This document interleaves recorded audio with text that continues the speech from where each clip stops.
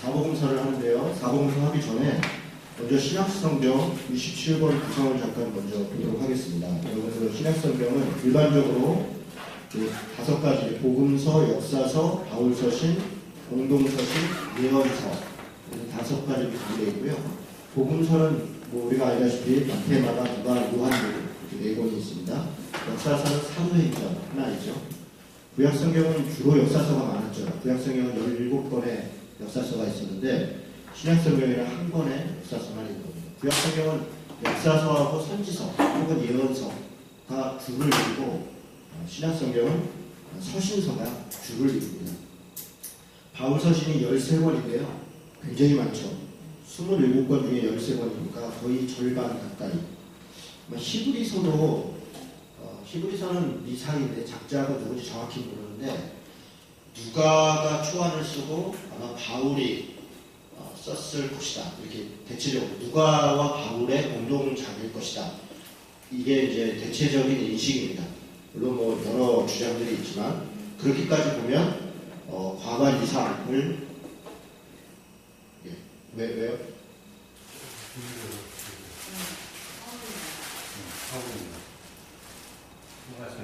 예, 그렇습니다.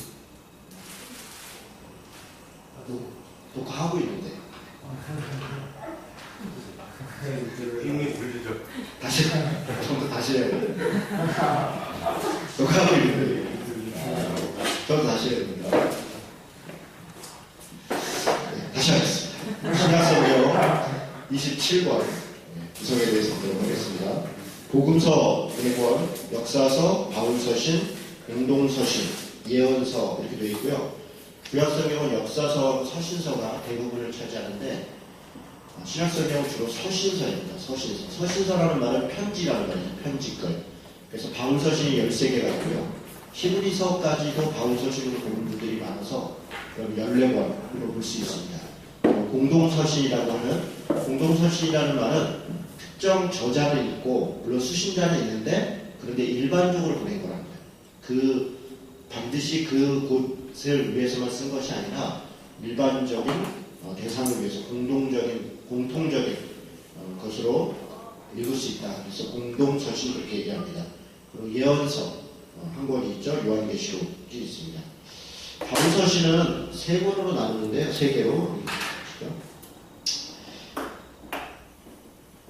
바울서신은 3개로 크게 옥중서신이라는 게 있고요. 그 다음에 2번째가 목회서신이라는 게 있어요.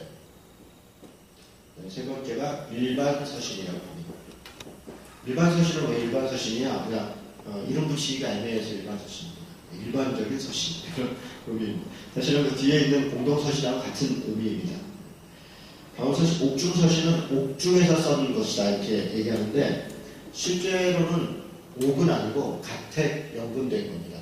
그러니까 사도행전 28장 끝에 보면 로마의 그 가택 연근에서 2년 정도 동안에 거기서 말씀을 전하더라 이런 장면으로 사도행전이 끝나는데 바로 거기서 쓴 게 옥중서신입니다. 에베소서, 빌립보서, 골로새서, 빌레보서죠. 엑빌불물 이렇게 하죠. 엑빌불문. 빌레보서는 조금 성격이 좀 다르고요. 에베소서하고 골로새서가 사실은 이렇게 짝을 이룹니다. 짝을 이룬다는 건 둘 다 구원론이고 교회론이에요.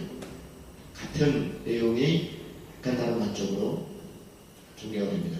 빌립보서는 이제 빌립보 교회에 있었던 여러 상황들을 가지고 기쁨의 서신 목표죠. 목회서신은 디모데 전후서, 디도서 그렇죠. 우리 성경은 디모데 전서, 디모데 후서, 디도서 이렇게 기록되어 있어요. 왜 이렇게 기록되어 있냐면 두꺼운 거 순서로 이런 겁니다. 그러니까 바울서신이 그 신약성경이 쭉 있을 때 두꺼운 기체라는 게 있어요. 그래서 로마서, 고린도전서 이렇게 가는 거예요. 두꺼운 거니까 연대 순으로 해놨으면 조금 더 이렇게 변화를 볼 수 있는데 그래서 읽을 때 조금 이렇게 연대 순으로 순서를 바꿔서 읽는 게 좋습니다.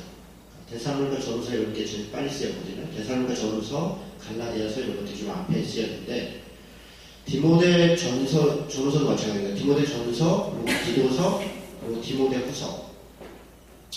바울 서신에서 제일 나중에 쓴 게 디모데 후서입니다. 그러니까 유언서 같은 거죠. 유언서 같이. 그 일반 서신, 나머지 여러 가지 있죠. 로마서, 고린도전서, 갈라디아서, 데살로니가, 전후서. 우리 성경에는 전후서 이렇게 되어 있는데 원래는 하나로 되어 있는 거예요. 전서, 후서가 이렇게 나눠져 있는 게 아니라 하나로 되어 있는 거를 이렇게 나눠져 있는 겁니다. 그리고 어떤 경우에는 이 편지가 다른 거죠. 다른 거나 되어 있는 것도 있는데 나눠져지 않고 같이 있는 것도 있습니다. 공동서신 등등 있고요. 신약성경 기록 시기가 제가 순서를 좀 정리를 해놨는데요. 물론 이건 이제 학자들에 따라서 조금씩 다를 수 있습니다. 예를 들면 이제 오늘도 우리가 사복음서를 볼 때 우리 성경에 좀 마태, 마가, 누가, 요한 이렇게 되어 있잖아요. 그러니까 마태복음이 먼저 쓰였다 이런 주장이 원래 이렇게 많았습니다. 그런데 학자들이 계속 연구하고 하면서 요즘은 마가복음이 우선 쓰였다는 게 거의 대세입니다. 그러니까 제가 이 말씀을 드린 거는 이 연도 자체가 누가 이렇게 정확하게 본 게 아니니까요. 거기에 기록 연도를 기록해 놓은 게 아니니까 아쉽죠. 기록 연도를 좀 기록해 놨으면 좋았는데 그런 게 아니기 때문에 또 원문이 없잖아요. 다 복사본이잖아요. 사본이잖아요. 사본. 그러니까 정확히 알 수 없습니다. 그런데 대체적으로 공부 많이 하신 분들이 쭉 연기를 해보니까 갈라디아서가 가장 먼저 쓰였을 것으로 봅니다. 그리고 데살로니가 전서, 고린도 전서, 로마서, 야고보서 이런 정도 순서이고요. 특이한 것은 마태, 마가, 누가, 요한복음, 복음서가 대체적으로 뒤쪽입니다. 그러니까 우리는 마태, 마가, 누가, 요한 복음서가 앞에 있으니까 이게 먼저 쓰였을 거라고 생각이 들잖아요. 그리고 사도 바울이 그 복음서를 염두에 두고 뭔가 많이 했을 거라고 생각하잖아요. 물론 그런 면이 있습니다. 그러니까 이 복음서는 아니더라도 복음서들이 원래 있던 거죠. 있던 것 중에서 이제 이렇게 결정이 되는데 다른 것들도 있는데 이 사도 바울 자체가 무슨 마태복음을 참고해서 요한복음을 참고해서 이렇게 이야기하는 게 아니에요. 그러니까 어떤 분들이 이렇게 설교하거나 강의하다가 바울이 복음서에 나와 있는 무슨 구절을 인용하여 이렇게 얘기했다 이런 거는 오해죠. 그걸 인용한 게 아니라 거기 내용과 여기 내용이 거의 비슷한 거죠. 그래서 참고할 수 있는 거죠. 그래서 그런 부분이 좀 있고요. 복음서가 늦게 쓰여진 이유는 나중에 제가 사복음서 개관할 때 이야기를 하겠습니다. 그리고 에베소서, 골로새, 빌립보, 빌레몬서 등등 있고요. 디모데전서, 디모데후서 이런 식으로 있고요. 베드로 전후서, 마태, 누가, 사도행전, 히브리서, 유다서, 요한복음, 요한일서서, 요한계시록 이렇게 이 순서로 대체로 쓰여졌을 것으로 보고요. 거기 장소하고 언제 쓰여졌나 대충 거기다 기록을 해놨습니다. 참고로 보시고요. 사도행전 상에서 바울서신 기록 시점들을 이렇게 해놨습니다. 이거는 그냥 참고로 정리를 해놨고요. 사도행전 강의할 때는 이런 거 이제 사도행전 읽을 때 해당되는 데다가 그 성경을 이렇게 기록해 놓으면 좋아요. 이렇게 기록해 놓으면 읽을 때 좋습니다. 이 시점에서 이런 걸 썼구나 이렇게 볼 수 있습니다. 거기 제가 표현 중에 바울의 4차 전도 여행 이런 표현이 있죠. 바울은 3차 전도 여행까지 했는데 웬 4차 전도 여행인가? 바울이 4번째 전도 여행을 했습니다. 언제 했냐면 사도행전 이후에 바울이 다시 로마에 갇힌 게 2번이고요. 그 2번 사이에 돌아다니면서 에베소, 빌립보, 골로새서를 중심으로 해서 사실은 마지막에는 이제 진짜 교회가 무엇인지, 구원이 무엇인지를 전하는 그런 과정들을 다시 한번 쭉 거칩니다. 그러다가 잡혀서 로마에서 죽죠. 그래서 그걸 우리가 4차 전도 여행이라고 합니다.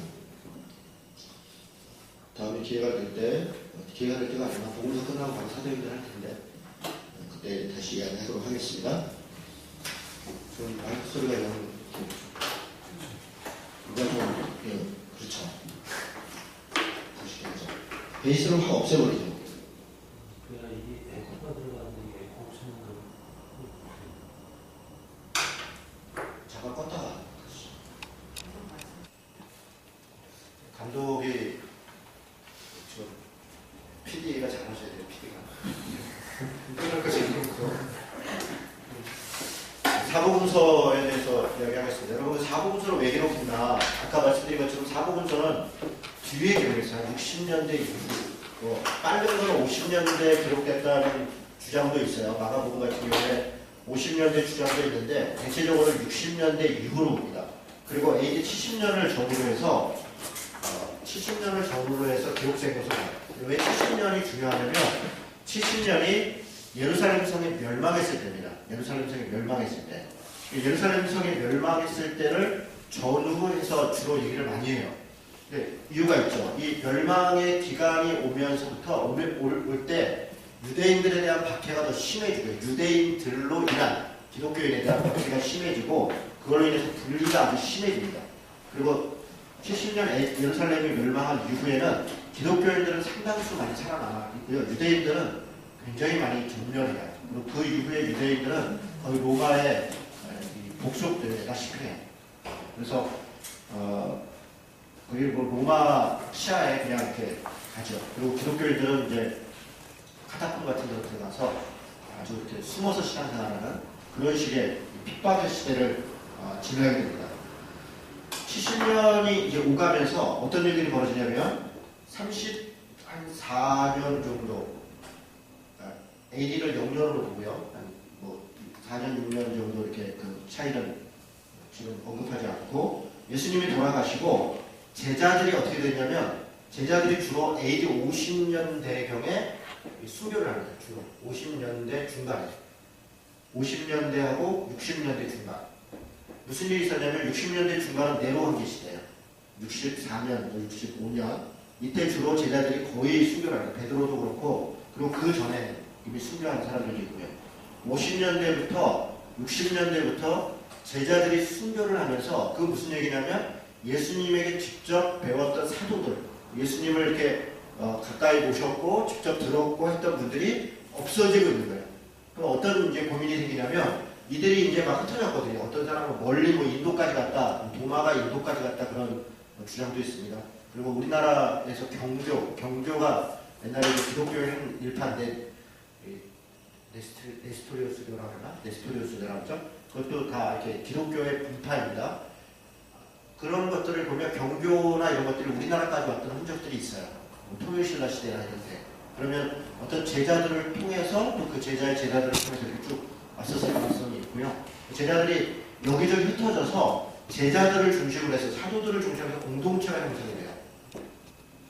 그렇겠죠? 당시에는 무슨 이렇게 큰 예배당이나 이런 데서 모이는 게 아니라 핍박의 시대니까 60년, 70년, 80년 넘어가면서는 어디를 숨어서 또 어느 집에서 어느 논처에서 모여서 예배를 하거나 성경 공부를 하거나 이렇게 했겠죠? 제자들을 중심으로 그렇게 했는데 문제는 그렇게 가르치던 사도들이 있을 때는 예수님께서 이렇게 말씀하셨다. 그때 예수님이 여기저기서 이런 얘기를 했었지. 이런 얘기를 하는 게 자연스러운데 사도들이 돌아가시면서 순교하고 또 그러면서 위기감이 옵니다. 어떤 위기감이 옵니까? 자기 공동체 신앙의 전수를 하는 위기감이 생긴 거예요.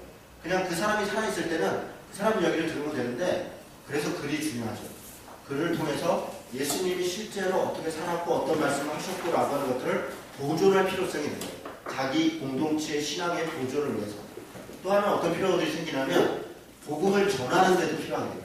그냥 말로 이렇게 전하는 게 아니라 말로 이렇게 만나서 오래 이야기할 새도 없어요. 야, 이거 한번 읽어봐. 이거 한번 읽어봐. 예수님이, 야, 예수가 누구야? 예수님이 이거 한번 읽어봐. 이렇게 전해주세요. 그러니까 복음을 전할 필요성 때문에 이 복음서가 기록이 됩니다.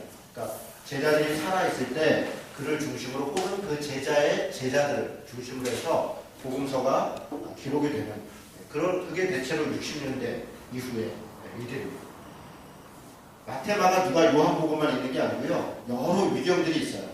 여기는 안 적어놓은 거죠. 에피온 복음 이런 것도 있고 도마복음 이런 것도 있고요.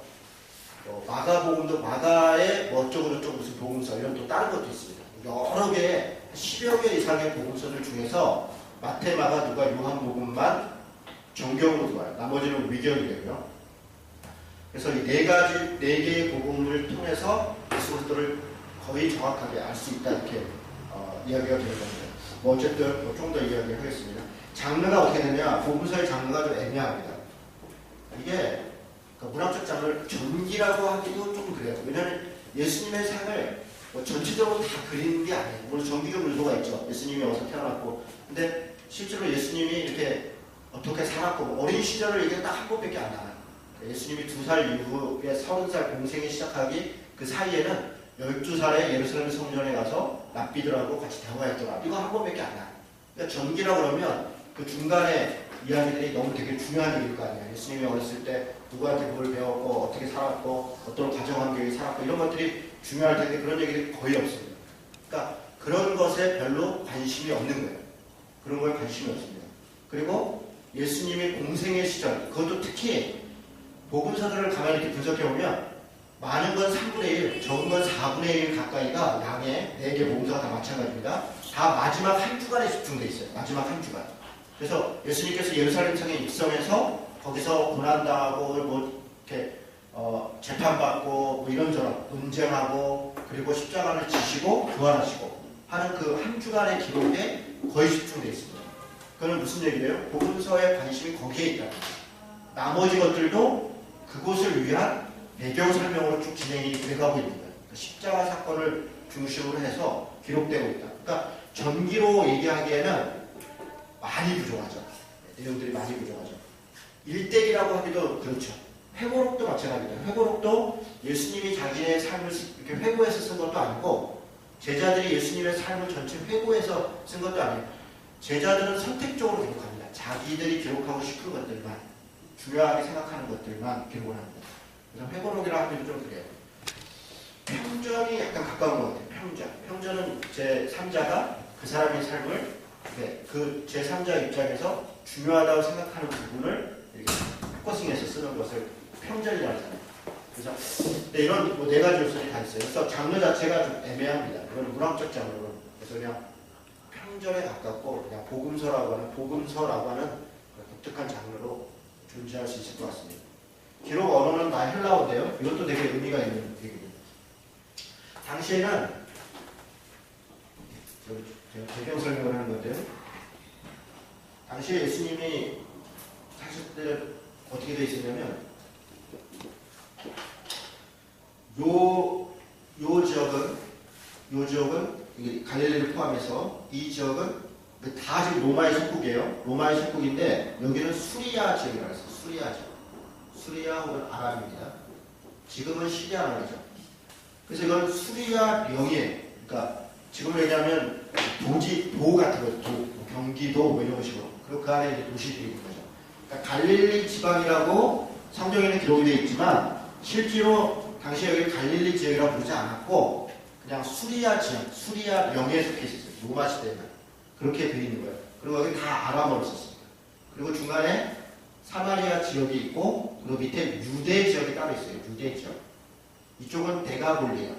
우리 성경에 보면 이제 거라사, 뭐 데가볼리, 이렇게 그리고 데가볼리, 이쪽은 이제 두로와 시도 이런 거 이런 식으로 되어 있습니다. 이렇게 나눠서 각각을 이렇게 통치하는데 유대 지역이죠. 유대 지역에 있는 사람들도 이렇게 일부 히브리어를 썼는데 대체적으로는 언어는 로마어 아니면 헬라어는 이게 좀 공부한 사람들. 그러니까 로마가 당시 로마어를 쓰지 않고 되게 헬라어를 썼어요. 헬라어. 그래서 이 아람 사람들이 주로이고요. 예수님의 제자 중 마태 복음, 뭐 마가 복음, 누가, 요한 중에서 마태하고 요한만이 예수님의 직접 제자이고요. 지역도 여기이고 마가는 아마 베드로의 제자인 것으로 보여요. 베드로 이렇게 보여요. 베드로의 제자이고 바나바의 생직이고 그러니까 한 단계 넘어가는 거죠. 누가도 예수님의 직접 제자가 아니에요. 바울의 제자이고 베드로의 수행원이었고 뭐 이런 정도예요. 그래서 누가도 베드로하고 바울의 영향을 받고 있어요. 이렇게 한 단계 넘어가요. 그런데 헬라어로 기록이 되어 있다는 것은 실제 이 사람들이 헬라어로 쓴 게 아니고 아람어로 쓴 거를 헬라어로 번역해 놓은 거예요. 아람어로 쓴 거. 실제 이분들은 아마 아람어로 썼을 거예요. 근데 그걸 헬라어로 번역을 해놓으니까 번역의 티들이 많아요. 근데 누가복음은 그렇지 않아요. 누가복음은 누가를 헬라인이에요. 누가. 그래서 유일하게 성경 66권 중에서 유대인이 아닌 사람이 기록한 성경이 누가복음하고 사도행전입니다. 누가는 헬라어로 기록했을 거예요. 그래서 누가복음은 다른 복음서하고 달리 번역한 티가 나는 게 아니라 되게 이렇게 우리가 이렇게 번역해서 그렇지 이 헬라어를 이렇게 되게 그 문장이 이렇게 편안하게 그 헬라어를 공부를 많이 하시는 분들이 그렇다고 그러더라고요. 저는 뭐 헬라어를 읽어본 적이 없어서 그래서 그런 차이가 있습니다. 그래서 약간 이렇게 번역된 문서들이다 이렇게 이해를 하시면 좋겠고요. 뭐 기록 시기는 거기 대충 있고요. 자, 사복음서의 관점. 뭐 이렇게 자세히까지는 사실 할 필요는 없는데 제가 너무 자세히 얘기합니다. 사복음서의 관점이 집으로 비유할 수 있을 것 같아요. 집으로. 왜 복음서를 그냥 하나만 있으면 되지 4개나 있나? 그리고 또 읽어보면요. 마태복음하고 마가복음은 거의 똑같아요. 93%가 똑같거든요. 그러니까 틀린 게 7, 8%밖에 안 돼요. 마태복음하고 마가복음은. 근데 왜 굳이 이걸 따로 정경으로 했을까? 누가복음은 거의 한 50몇 프로, 한 60% 가까이가 같아요. 마태, 마가, 누가. 요한복음만 달라요. 요한복음은 이 세 개 복음서하고 같은 게 한 7, 8%밖에 안 돼요. 한 10%도 안 돼요. 그래서 만약에 있으려고 그러면 마태복음하고 요한복음 2개 정도만 있으면 될 것 같잖아요. 근데 누가하고 마가복음도 있어요. 근데 이유가 있어요. 이 4가지 성경이 관점이 조금씩 다르고 그 다른 관점들을 종합했을 때 그게 예수님에 대해서 더 분명하게 인식할 수 있다고 보는 거예요. 이 바닥을 뭘로 보냐면 누가복음으로 볼 수 있습니다. 누가복음. 왜 그러냐면 누가복음은 역사적으로 기술을 하고 있어요. 누가복음 자체가. 기술 자체가 이렇게 역사순으로 기술하고 있고 그리고 사람으로 오신, 종으로 오신 예수. 종으로 사람으로 오신 예수에 대해서 바닥을 형성할 수 있습니다. 마태복음하고 마가복음은 거의 내용이 흡사해요. 그런데 약간 관점이 달라요. 그러니까 내용은 비슷한데 그거를 풀어가는 방식이 언어 방식이 좀 다르다는 거예요. 마태복음은 대상은 유대인이고 주제는 왕으로 오신 예수, 메시아로 오신 예수, 메시아로 오신 예수. 그래서 유대인들이 이해할 수 있는 언어와 구약 성경을 가장 많이 이용하고 있는 게 마태복음입니다. 유대인들이 익숙한 언어들을 많이 사용해요. 시작 자체도 그렇죠. 아브라함과 다윗의 자손 예수 그리스도의 족보라 이렇게 시작해요. 아브라함과 다윗으로 시작해요. 누가복음은 아니죠. 내가 뭐 붓을 든 사람이 많은데 나도 이렇게 순서대로 쓴다. 뭐 내력을 적으니 이렇게. 내력이라는 말이 기술하다 이런 말인데요. 그렇게 누가복음 자체의 시작이 다르죠. 마가복음은 하나님의 아들로 오신 예수. 그래서 예수께서 하나님의 아들이라는 것을 굉장히 강조해요. 시작도 뭐라고 얘기하면 예수 복음의 시작이라고 가서 뭐라고 시작하니까 하나님의 아들 예수 그리스도 복음의 시작이에요. 이렇게 시작해요. 그러니까 하나님의 아들 예수 그리스도 복음의 시작이에요. 복음이 뭐라는 거냐면 예수님이 하나님의 아들이라는 거예요. 그게 복음이다. 이렇게 시작을 하는데 마가복음. 그래서 왕으로 오신 예수님, 하나님의 아들로 오신 예수님. 반면에 요한복음은 완전히 다르죠. 요 밑에 있는 요 3가지는 그래도 공통점이 있어요. 공통점이 있어요. 다 어쨌든 사람이에요. 왕으로 오든 뭐 하나님의 아들로 오든 뭐 이걸 인자라고 하기도 하는데 인자로 오시든 종으로 오든 사람으로 와요. 그죠? 그 사람으로 오신 예수님, 사람으로 이 땅에서 하신 어떤 역할 이것에 대해서 많이 강조를 해요. 그런데 요한복음은 그냥 하나님이신 예수님. 그래서 이것을 신성이라고 하죠. 이 부분을 이제 인성이라고 하죠. 그래서 이 3가지를 공통된 관점을 가졌다 해서 공관복음이다 이렇게 얘기해요. 공관복음. 그래서 우리 성경 공부 하다 보면 공관복음이 이러면 한 4복음밖에 없는데 왜 공관복음이 또 있나 뭐 이렇게 생각할 수 있는데 공관복음은 마태마가 누가 복음을 공관복음이라고 해요. 그리고 요한복음은 따로 보시라고. 분량도 다르고 관점도 다릅니다. 예, 이런 정도 얘기합시다. 계속 얘기하다 보면 나는 거고요. 됐죠? 그 다음에 아까 말씀드린 것처럼 복음서는 4분의 1, 3분의 1 가까이가 마지막 한 주간에 집중되어 있어요.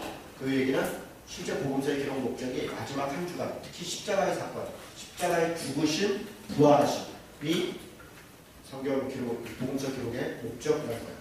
예수님 오신 목적 몇 가지 적어놨는데요. 하나님을 보여주려고 오셨다. 이거 무슨 말인지 이해하시죠? 하나님이 이 땅에 볼 수 있는 하나님의 형상으로 오신 거. 그분이 예수님이시죠. 그걸 우리가 성육신이라고 얘기하잖아요. 성육신. 참 인간의 모습을 보여주심으로 인간이 무엇인가 알게 하신다. 예수 그리스도의 모습을 보면 인간이 어때야 되는가, 인간은 이렇게 살아야 되는가, 하나님 앞에서 인간은 이런 모습이 된다. 그래서 예수님은 우리의 모습의 어떤 모델이 될 수 있어요. 본이 돼요. 우리가 예수를 따른다는 것은 예수님의 삶과 그의 생각, 그의 행동을 따른다는 것, 그것이 사실 하나님의 자녀된 모습이고 주님의 제자 됐다는 것. 그게 참 인간의 모습이라는 거예요. 사탄 마귀 귀신을 들어요. 그럼 구약성경에는 귀신이 없어요. 귀신 얘기가 없습니다. 구약성경에 무슨 귀신 얘기 있고 무슨 사탄 얘기 있고 그게 없습니다. 그냥 비유적으로 간단하게 나오는 건 있는데 없습니다. 근데 복음서에는 막 귀신이 막 등장해요. 그래서 직접 예수님께서 귀신을 쫓아내기도 하고 그렇게 해요. 그것은 귀신의 존재, 사단의 존재가 있음을 이것을 분명히 드러내고 있는 그런 장면들이 예수님이 오신 목적이죠. 율법을 온전케 하기 위해서다. 이것도 뭐 다음에 기회가 되면 더 자세히 얘기를 할 텐데요. 예수님은 율법을 폐하러 오신 게 아니라 완성케 하러 오셨다. 이걸 우리가 여러분 잘 기억할 필요가 있어요. 그래서 이 복음은 보편적이고 역사적이고 윤리적이에요. 보편적이고 역사적이고 윤리적이라는 게 율법적이라는 거예요. 율법적이고. 복음은 율법과 완전히 떨어져 있지 않습니다. 그리고 예수님께서도 율법을 완전히 무시하거나 전혀 없애는 게 아니에요. 산상수훈 같은 데를 보면요. 그래서 율법을 오히려 더 강화하면 강화했지 전혀 약화시킨 게 아닙니다. 그런데 그것이 보편적이고 역사적이고 윤리적이다. 믿는 자의 모범으로 오셨다. 아까 말씀드린 것처럼 사랑, 용서, 평화, 섬김 등 하나님의 자녀로서 혹은 인간으로서 어떻게 살아야 되는가를 보여주고 있죠.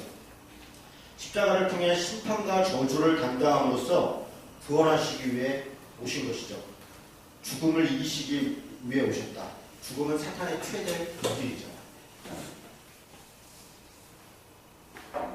공간복음하고 요한복음의 차이 아까도 잠깐 말씀을 드렸는데요. 양으로 보면 웨스트코트라고 하는 신학자가 복음서 내용을 100으로 복음서 내용 전체를 다 이렇게 분해해가지고 100으로 놨을 때 마태는 58, 마가는 93, 누가는 41, 요한은 8의 공통점이 있다. 이렇게 있습니다. 마태하고 마가는요 91%가 일치합니다. 거의 내용이 같다고 봐도 과언이 아닙니다. 마가와 누가는 53% 정도가 일치합니다. 뒤에 공간복음하고 요한복음의 차이를 조금 적어놨는데요. 그냥 이렇게 참고하시면 좋을 것 같아요. 어휘, 예를 들어서 회식, 회개, 비유, 기도, 복음, 또 뭐 나라, 악령, 백성 이런 단어는 다 공간복음에 등장합니다. 요한복음에도 아예 안 등장하는 건 아닌데 약간 직접적으로 등장하진 않아요. 그러니까 이런 용어들 자체가 관점이 좀 다른 겁니다. 공생애, 공간복음은 갈릴리 중심이죠. 갈릴리를 중심으로 해서 근데 예루살렘에는 어떤 복음서는 한 번, 어떤 복음서는 2번 온 것으로 보여요. 그런데 요한복음은 한 3번에서 4번 정도 온 것으로 보입니다. 그러니까 그만큼 차이가 있어요. 그래서 예루살렘을 중심으로 요한복음을 기록하고 있고 공간복음은 갈릴리를 중심으로. 왜 그러겠어요? 예루살렘에서의 사역이 하나님으로서의 사역이에요. 십자가에서 죽으시고 그가 부활하시고 요한복음은 그거를 강조하고 있는 직접적으로. 그리고 갈릴리에서의 사역은 인간으로 오셔서 왕으로 혹은 뭐 종으로 혹은 하나님의 아들로 사람들과의 관계 속에서 그 부분들을 공간복음은 강조하고 있는 것이죠. 유월절, 공간복음은 한두 번, 요한복음은 3-4번 이런 정도로 있습니다. 기적, 공간복음은 29개 기적 중에서 요한복음에는 3개만 있어요. 공간복음에 나오는 29개 중에서 3개만 요한복음에 있고 요한복음은 5개의 독자적인 기적이 또 따로 기록되어 있습니다. 그것을 통해서 그것은 사실 기적이라고 하는 요한복음 표적, 세메이라고 얘기하는데요. 약간 관점이 다릅니다. 그 밑에 나오는 거죠. 기적은 하나님 나라 임함과 선포의 능력. 그러니까 공간복음은 이 기적을 통해서 하나님 나라가 어떻게 임하는가, 하나님 나라가 이 땅에 임했다 이런 것들을 알려주기 위한 것들인데 요한복음은 그 기적을 통해서 예수님이 하나님이다. 그래서 그를 믿으면 구원받는다. 그래서 그가 우리에게 영생을 주신다. 이런 부분들을 강조하기 위해서 기적을 사용합니다. 말씀, 공간복음에서 예수님의 말씀은 일상생활을 소재로 한 비유들이 많고 요한복음은 추상적이고 신학적인 얘기들이 많아요. 예를 들어서 생명, 죽음, 세상, 영광의 때, 진리와 거짓, 빛과 어둠, 위와 아래 이런 식의 이야기들이 요한복음에 많습니다. 요한복음에서는 예수님의 말씀은 하나님 나라와 왕권에 대한 것이 많고 요한복음은 예수님이 누구인가에 대한 정체성이 많아요. 그래서 요한복음의 특이한 게 뭐냐면요.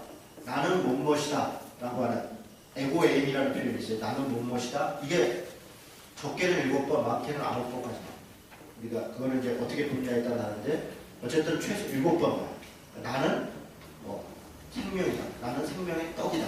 나는 진리이다. 나는 길이다. 나는 빛이다. 이런 거죠. 나는 무엇이다. 근데 그 나는 무엇이다라고 하는 에고에임이가 출애굽기 3장에서 하나님께서 자신을 모세에게 설명할 때 스스로 있는 자라고 얘기했잖아요. 그때 그게 그 단어가 에흐의 에스를 에흐인데 그걸 번역한 거예요. 에고에임. 똑같이 번역한 거예요. 그래서 하나님이 자기를 소개하는 단어로 예수님이 자기를 소개해요. 그리고 그런 것들을 많이 설명하는 게 요한복음. 예수님의 신원, 공간복음은 점진적으로 신원이는 무슨 얘기냐면 신분, 예수님이 누구인가를 요한복음은 점점 그래서 그가 하나님이다. 그가 그래서 메시아다. 그가 그래서 누구다. 이렇게 점진적으로 설명하는데 요한복음은 그렇지 않습니다. 1장 1절부터 태초에 말씀이 계시니라 이 말씀이 그 하나님과 함께 계셨으니 이 말씀과 하나님이시니라 이러면서 그래서 그가 육신이 되어 우리 가운데 임하시니 이러면서 이렇게 그가 누구신지를 아예 처음부터 얘기를 해요. 그래서 어떻게 됩니까? 예수님이 누구시다, 하나님이다 라고 얘기하는 게 유대인들하고의 분쟁을 가져왔잖아요. 그것 때문에 유대인들이 핍박하고 참남하다고 그러고 신성모독이라고 그러고 그래서 나중에 십자가에 죽잖아요. 그러니까 점점 기록하기 때문에 다른 공간복음은 뒤로 이렇게 밀려가면서 유대인들하고 분쟁이 시작이 돼요. 그런데 요한복음은 그렇지 않아요. 처음부터 그냥 유대인하고 아예 맞닥뜨리면서 시작해요. 그래서 이렇게 이분적인 얘기들이 많죠. 거짓과 진리, 생명과 죽음, 위와 아래 이런 식으로 이렇게 단호한 얘기들이 많은 이유가 부딪히면서 논쟁하면서 자신이 누군지를 명확히 선포하는 그런 얘기들이 많습니다. 교회, 공간복음에서는 예수님이 친히 교회를 세웠다 이렇게 얘기하죠. 마태복음 16장이라든가 18장이라든가 교회라는 것을 아예 언급하잖아요. 요한복음은 그런 언급이 아예 없습니다. 종말, 공간복음에서 종말은 미래에 이루어지는 것을 강조합니다. 근데 요한복음은 현재에 이루어지는 것을 강조합니다. 이미 사실 이루어졌다는 걸 강조해요. 왜냐하면 하나님이 신성인 하나님이 이 땅에 임해 있잖아요. 그것을 처음부터 강조하니까 하나님이 이 땅에 임해 있고 그래서 하나님 나라가 이미 이곳에 와 있다 이걸 강조하는 게 요한복음. 공간복음은 하나님 나라가 이 땅에 임함을 강조하고 요한복음은 하나님께 돌아감을 강조합니다. 심판, 공간복음은 심판은 미래의 일이지만 요한복음은 현 시점에서 일어나는 것으로 많이 이야기를 합니다. 나중에 복음서 보면서 조금 더 보겠습니다. 잠깐 쉬었다가 마가복음 하겠습니다.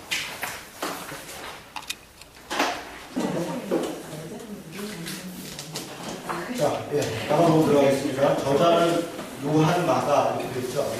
요한이라고 하는 마가라 이렇게 되어 있습니다. 사도행전 12절에 소개가 되어 있는데 이 사도행전 12장 12절 장면은 마가의 다락방 모으는 장면이니까 예루살렘에 마가의 어머니 마리아가 집이 이렇게 있었던 것 같고 그리고 거기에 120문도가 모여서 기도를 했죠. 근데 그 다락방 그런데 120명이 들어간 다락방, 그러니까 다락방이 아닌 거죠. 사실 2층 집인 거죠, 2층 집.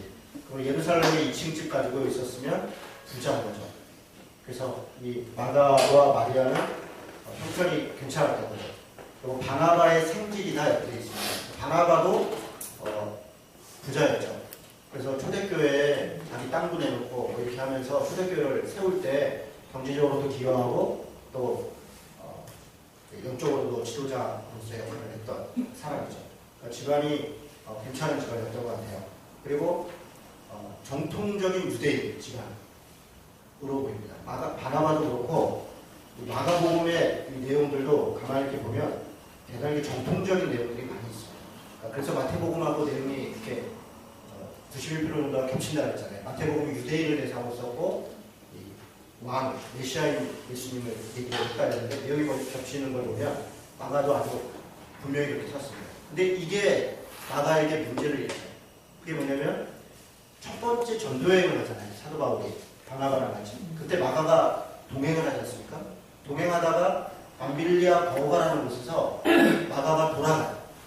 그리고 거기를 그냥 돌아갔다 이렇게만 돼 있고 나중에 다시 2차 전도여행을 하러 갈 때 바나바가 마가를 데려가자. 그랬더니 바울은 안 된다. 한 번 배신한 사람 두 번 배신한다.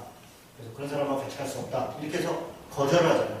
바나바는 사람이 한 번 배신할 수 있지. 걔 달라졌다. 같이 가자. 이러니까 뭐 옥신각신하다 결국은 따로 가잖아요.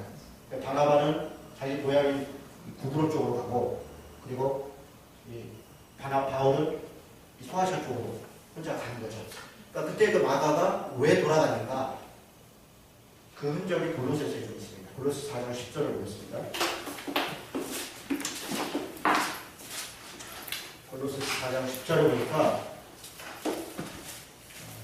뭐라고 되냐면 나와 함께 갇힌 아리스다고와 바나바의 생질 마다와 이 마다에 대하여 너희가 명을 받았음에 그가 이르거든 영접하라. 그러면서 11절에 보니까 유스도라 하는 예수도 너희에게 문안하노니 그들은 그러니까 10절에 마다를 설명하고 11절에 유스도라 하는 예수도 있다 이렇게 얘기하면서 그들은 이렇게 그들은 뭐라고요?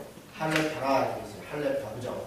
할레파이나 이들만은 하나님의 나라를 위하여 함께 역사하는 자들이니 이런 사람들이 나의 위로가 되었느니라. 그러니까 할레파라는 얘기는 무슨 얘기예요? 유대교의 전통적 유대교를 지지하고 있는 그러니까 유대파 그리스도인이었다. 그러니까 예수를 믿긴 믿는데 유대교에서 강조하고 있는 할례라든가 율법이라든가 기타 이런 것들에 대해서 여전히 연연하고 음식 문제라든가 베드로가 그랬던 거잖아요. 그래서 나중에는 사도행전에서도 사도행전의 1차 전도여행 이후에 예루살렘 공의회가 열려서 그 문제를 얘기하잖아요. 이방인에게 할례를 줘야 되냐 말아야 되냐, 뭐 음식을 어떻게 해야 되냐, 뭐 그런 얘기를 하지 않습니까? 마가 입장에서는 사도 바울이 막 가면서 세례를 주고 할례도 주지 않고 막 예수 믿으면 구원받는다 막 얘기하고 다니는 게 탐탁지가 않은 거예요. 예수 믿는 거 좋아. 그러면 할례도 받고 율법도 지키고 뭐 우리 얘기로 하면 예수 믿는 거 좋아. 11조도 하고 주일 성수도 하고 뭐 이렇게 딱 다 하고 그렇게 해야지. 예수 믿는다고 뭐 자기 마음대로 그냥 예수 믿으면 구원받아 이러면 그거는 아닌 것 같은데 뭐 이런 식으로 그러니까 그런 이야기들이 이 마가에게 있어서 그걸 처음에는 극복하기 어려웠던 거죠. 그런데 점점 마가가 달라지는 모습들이 보입니다. 사도행전의 베드로 설교 얘기하기 전에요. 나중에 보면 마가에 대해서 사도 바울이 어떻게 얘기하냐면 이 디모데 후서에서 너가 데려올 때 그 디모데에게 마가를 데리고 와라. 저는 나에게 유익한 자라 이렇게 얘기해요. 그러니까 한참 지난 얘기죠. 한참 지난 얘기. 사도 바울이 한 25년에서 30년 가까이 사역을 했는데 그 이후에 25년 정도 지난 이후에 마가는 완전히 다른 사람이 돼 있었던 거예요. 달라진 거죠. 자신이 처음에 가졌던 생각들이. 그래서 그런 걸 보면 사람은 또 달라질 수 있구나 이런 생각들이 들죠. 여러분 진짜 사람이 달라질까요? 어떠세요? 신앙생활 해보시니까 달라지는 것 같으세요? 진짜 인간적으로는 안 달라지는 것 같아요. 네, 확실히 복음이 능력이 있는 게 예수를 이렇게 믿는 거 보면 그냥 깜짝 놀래요. 어떻게 예수를 믿을까? 이게 뭐 이렇게 이론적으로 설명한다고 믿어지겠어요. 뭐 근데 오늘 이렇게 신앙생활 하다 보면 오늘 예수님을 만났어요. 내가 예수를 믿게 됐어요. 그런 고백들을 하는 걸 볼 때 참 사람이 달라질 수 있구나. 그리고 또 이렇게 말씀 따라서 살려고 막 애쓰잖아요. 그때는 뭐 어제나 오늘이나 똑같은 것 같은데 몇 년 지난 다음에 이렇게 보면 너 좀 달라졌다. 너 뭔가 좀 이상하다. 너 뭔가 좀 다른 사람 같다. 이런 이야기를 우리가 듣게 되잖아요. 그런 거 보면 길게 보면 달라진 것 같아요. 근데 짧게 보면 안 달라졌다. 길게 봅시다. 길게 보면 그 사람이 누군가 달라지는 중인가 보다 이렇게 생각하면 좋은 것 같아요. 20몇 년 걸렸다니까요. 마가가 평가를 합니다. 자, 그의 어머니 마리아가 예루살렘 집, 그의 어머니 예루살렘 집은 신자들의 모임의 장소였습니다. 그리고 마가에 대해서 우리가 뭐 이렇게 많이 아는 건 없지만 알렉산드리아에서 순교했다 이렇게 되어 있고요. 로마 베네치아의 산 마르코 광장이라고 하잖아요. 로마 베네치아. 마르코란 말이 마가입니다. 그러니까 마르코, 마가, 누가, 루카스. 그러니까 우리 이 표현이 우리식 표현이라는 거죠. 마르코가 맞죠. 공동번역 성경은 다 마르코라고 되어 있습니다. 그래서 마가의 유해 일부가 거기 완치됐다는 얘기도 있고요. 이집트 기독교 있죠. 이집트 기독교. 그걸 콥틱 기독교라고 하는데 콥틱. 이 콥틱어라는 게 재밌어요. 그러니까 이집트 말은 이집트 말로 하고 쓸 때는 헬라어로 쓰는 거예요. 그러니까 이집트 문자로 쓰는 게 아니라 이집트 말로 얘기하고 헬라 문자로 쓰는 거예요. 그게 콥틱어라는 거예요. 콥틱어. 그래서 그 콥틱어가 왜 있냐면 당시 이집트에 있는 기독교인들이 헬라어를 이렇게 중시 여겨갖고 헬라어로 쓰는 거예요. 나중에는 이게 다 라틴어로 바뀌어요. 그래서 참 재밌는 게요. 나중에 중세 교회가 라틴어로 예배를 드려요. 설교도 라틴어로 해요. 원래 이제 그 미사는 설교가 없어요. 그러니까 지금은 뭐 5분, 10분 설교를 하는데 우리 개신교는 설교 시간이 2, 30분씩 이렇게 하잖아요. 길게는 1시간씩도 하고 이렇게 하는데 미사는 1시간 동안 미사를 지내는 동안 설교가 원래 없습니다. 행위를 통해서 이렇게 하는 거예요. 똑같은 그 반복된 행위와 말씀을 읽음을 통해서 하죠. 그러니까 그걸 라틴어로 다 합니다. 진행하는 사람만 그게 무슨 뜻인지 알고 앉아있고 그걸 하는 사람들은 무슨 뜻인지 몰라요. 근데 몰라야 된다. 라틴어를 모릅니다. 근데 그냥 정해져 있는 순서에 따라서 이렇게 딱 저걸 이렇게 해요. 그게 예배예요. 신기하죠? 편하긴 할 것 같아요. 우리는 이거 다 공부해야 되잖아요. 근데 이거 공부할 필요가 없잖아요. 그냥 시키는 것만 하면 되는 거예요. 그러니까 선왕당에 가서 이렇게 제사행위를 하잖아요. 제사할 때 뭘 올려놓고 뭘 올려놓고 절은 몇 번 하고 원 몇 번 하고 그러고 오는 거죠. 그리고 마음속으로 내 소원을 빌고 그리고 똑같죠. 사실 그렇게 예배를 했죠. 그런데 종교개혁이 그걸 바꾼 거죠. 종교개혁은 그런 형식적인 제사 그것이 아니라 스스로 말씀을 이해하고 그 말씀을 우리 삶 가운데 따르는 것 그게 사실은 개인적 신앙의 모습으로 바꾼 게 종교개혁의 모습입니다. 또 카톨릭이 종교개혁의 영향으로 그 개혁운동을 해요. 그 개혁운동의 핵심이 사실은 말씀을 전합니다. 카톨릭의 개혁운동의 핵심도 말씀을 전합니다. 그 전에 말씀을 안 가르치고 전하지 않고 근데 종교개혁의 영향력으로 카톨릭에서도 말씀을 가르치고 미사 때 말씀을 나누기도 하고 성경 공부도 하고 근데 카톨릭에서 하는 성경 공부는 우리처럼 이렇게 성경을 직접 읽고 하는 공부가 아닙니다. 100% 교리 공부예요. 교리. 그러니까 그분들에게 정해놓은 교리가 있어요. 그걸 두고 공부하는 성경 자체를 공부하는 데는 기독교 개신교밖에 없어요. 근데 이제 우리 교회가 이런 좋은 전통들을 잃어버린 거죠. 저는 제자훈련이 좋은 역할을 많이 했다고 생각을 해요. 저도 제자훈련을 오랫동안 받았고 제자훈련을 오랫동안 했고 근데 그 결과가 사실 성경 공부를 오히려 등한시하게 했어요. 그러니까 이 교리적 공부로 시스템화하는 거죠. 성경 자체를 공부하는 것을 사실 거의 안 합니다. 거의 안 해요. 그러다 보니까 우리가 많이 요즘 이제 그거에 대한 폐해들이 많이 벌어지는 것 같아요. 또 많이 또 딴 데로 샜다, 그죠? 자, 어쨌든 이렇게 뭐 교황이 이집트 기독교 콥틱 교회 교황이 심무한 교회가 산 마르코 교회라고 하니까 아마 이집트 쪽에는 마가의 영향이 가장 이렇게 컸을 것이다 이렇게 추측을 합니다.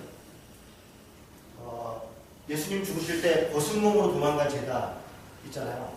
벗은 몸으로 도망간 제가 마가복음 14장에 있는데 마가일 것이다. 자기 자신의 허물에 대해서 마가가 좀 그렇게 본 것으로 그렇게 추측을 합니다. 마가복음의 주요 독자는 로마 교회 또는 이방인들 이렇게 되어 있는데요. 마가복음을 어디서 기록했을까? 아마 로마에서 기록했을 가능성이 높다.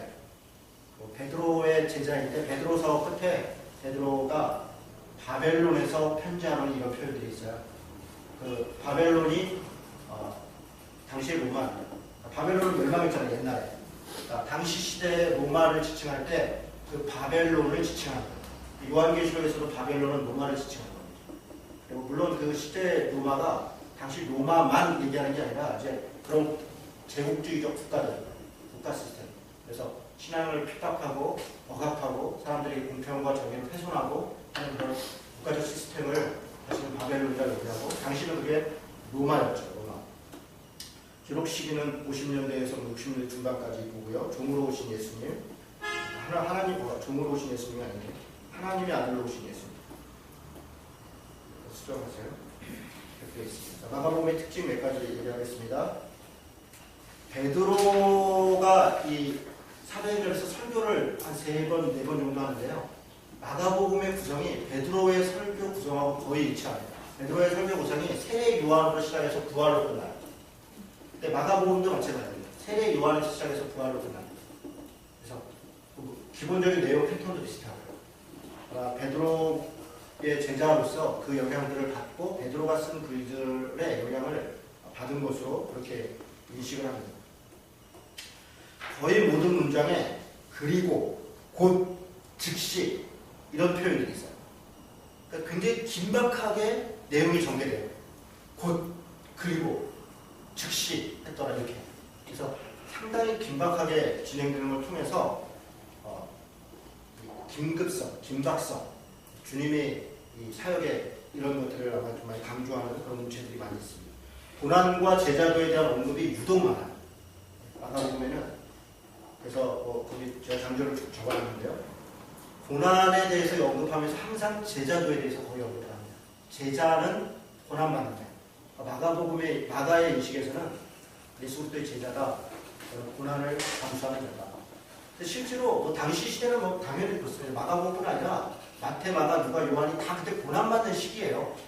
그 시절에 우리처럼 이렇게 우리 정도 살면 정말 우리 지금 우리 시대 같이 정도 살면 이건 너무너무 편한 거죠. 이 정도는 그 사람들이 꿈꾸던 신앙의 정말 자유의 완전한 모습이죠. 우리 한국에서의 신앙의 모습은. 당시 시대는 도망다니고 숨어다니고 핍박하고 죽고 이런 시대인데 그럼에도 불구하고 그것을 기쁨으로 그것이 제자들의 삶이다 이렇게 이야기를 하는 거죠. 예수님의 말씀보다는 하신 일을 많이 합니다. 마태복음하고 이게 좀 다른 점이에요. 마태복음은 예수님이 하신 말씀들을 다 정리를 해놨어요. 종류별로 정리를 해놨습니다. 그런데 마가복음은 예수님의 말보다는 그가 어떤 일을 했다, 저걸 했다 이런 사건들을 많이 기록하고 있습니다. 자, 1장 1절을 한번 보겠습니다. 마가복음은 1장 1절을 이해하는 게 제일 중요한데요. 하나님의 아들 예수 그리스도의 복음의 시작이라.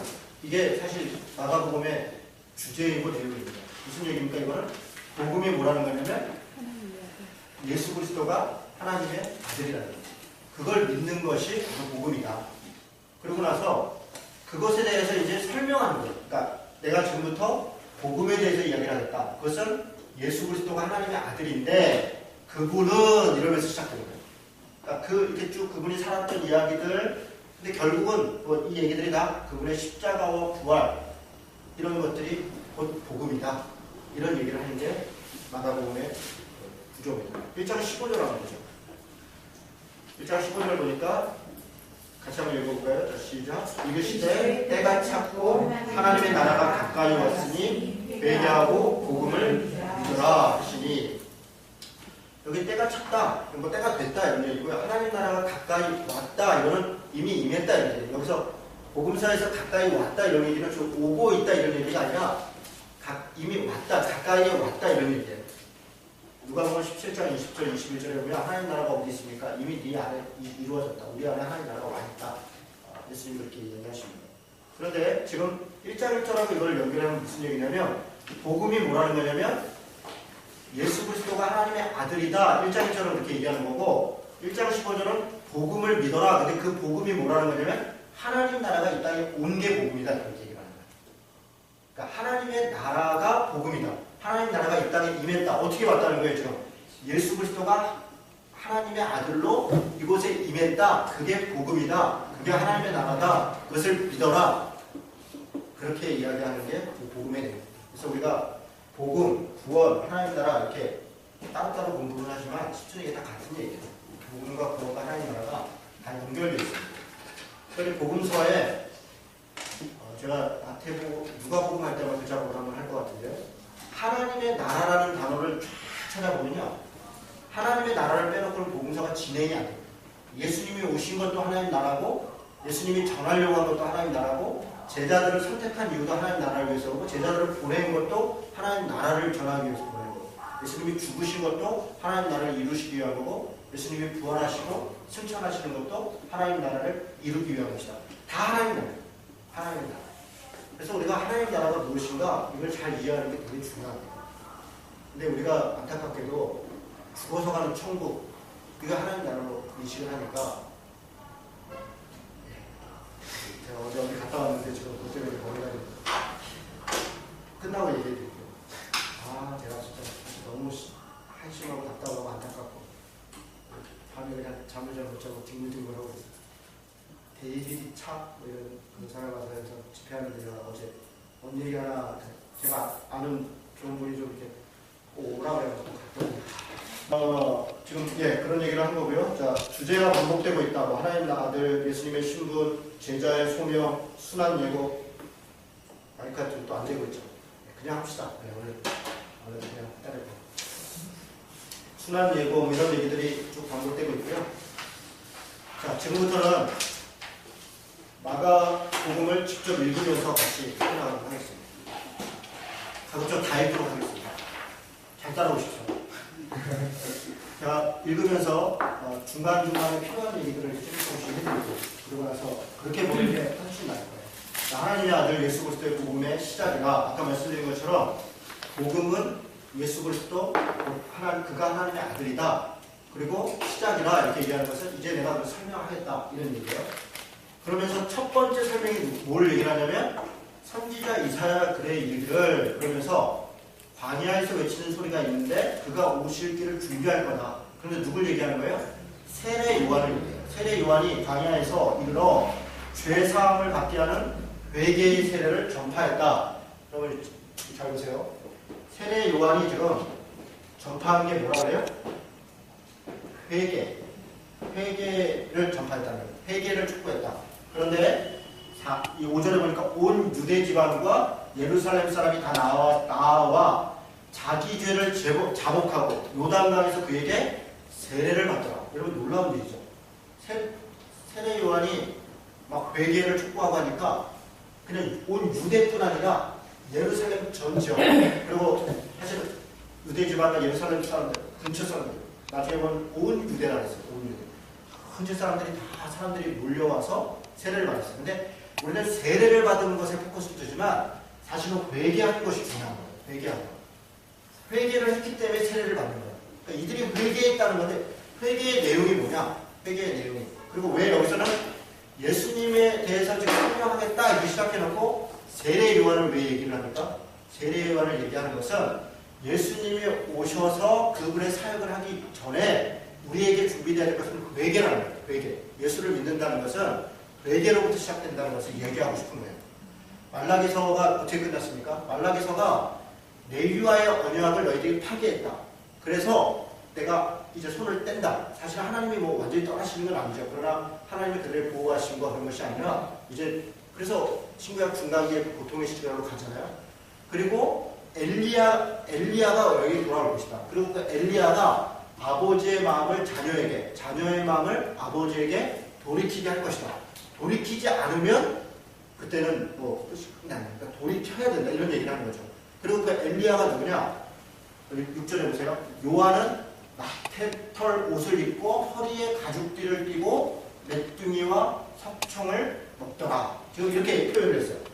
이 표현을 보고 당시에 이 글을 읽는 유대인들은 누구를 떠올릴 것 같아요? 엘리야를 떠올릴 거예요. 열왕기하 1장 8절 거기다 기록해보세요. 열왕기하 1장 8절에는 딱 엘리야를 낙태떨을 입고 허리에 가죽 띈 모습으로 딱 설명을 합니다. 그러니까 이 모습을 통해서 세례 요한이 엘리야구나. 그럼 그가 와서 뭐를 하는 거예요? 아버지의 마음을 자녀에게 돌이키고 자녀들의 마음을 아버지께로 돌이키는 거예요. 그런데 그 자녀들의 마음을 아버지께로 돌이키고 아버지 마음을 자녀로 돌이키는 방법이 뭐라는 거예요? 회개라는 거예요. 회개하지 않으면 아버지의 마음이 돌이킬 수 없고 자녀의 마음도 아버지를 갈 수 없고 예수 그리스도의 십자가의 죽으심 자체가 의미가 없다는 거예요. 그게 그 돌이킴의 역사인데 십자가가 회개해야 돼요. 그래서 세례 요한을 이야기하는 거예요. 그러니까 여러분 우리가 예수 믿는다는 것은 행동의 변화를 반드시 요구하는 것이에요. 회개라는 말이 히브리 말로는 슈브라고 그러고요. 헬라어로는 메타노이아라고 합니다. 뜻이 다 뭐냐? 뜻은 다 돌이키다, 행동을 바꾸다. 이 회개하고 뭐랄까 그 불교 같은 데서는 이렇게 회개 말고 뭐라 그러죠? 이렇게 자기를 이렇게 반성하는 거. 참회.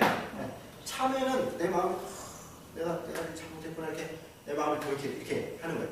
그 마음을 다스리는 거예요. 회개는 행동을 바꾸는 거예요. 행동. 그냥 내 마음의 후회. 내가 그거 잘못했어. 내가 후회해. 참회하는 거예요. 거기서 그치는 게 아니라 우리는 행동을 바꾸는 거예요.